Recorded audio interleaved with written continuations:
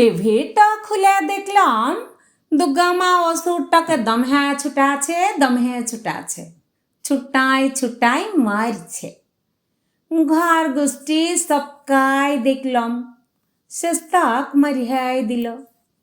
আস্তরে ঢুকে ওষুধটার কি ফুটানি, হা হা হা হা করে ইমন হাসিটা দিল, পেটের ভিতরে যেমন জেনারেটর ফিট করা আছে।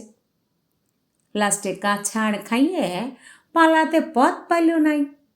অখন মা হি সকল কবেলে দেখে আসছি। কথাটা হয়েছে যে ওষুধটা খতম হয়ে গেল, হু ফিরি বছর জিন্দা হইল কি করে?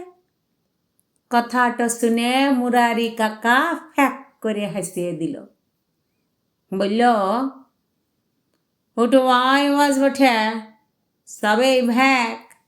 আয় দেখ না, ল্যাংড়া কালু বীজ বাজারে বম মারল, 3 জনা মরল, 4 জনা হাসপাতালে ছটফটাইল। বিধায়ক এসে কি বলল? কালুকে কঠোর শাস্তি দেওয়া হবে। হ্যাঁ, হইয়াছিল শাস্তি। পুলিশ ধরল, কোর্ট কাচারি হল, বাস প্রমাণ আর করতে পারল নাই। কালু বেকসুর খালাস। র্যাপ করে সিরিজ তলে গাড়িয়া দিল হেড স্যারের বিটিটাকে।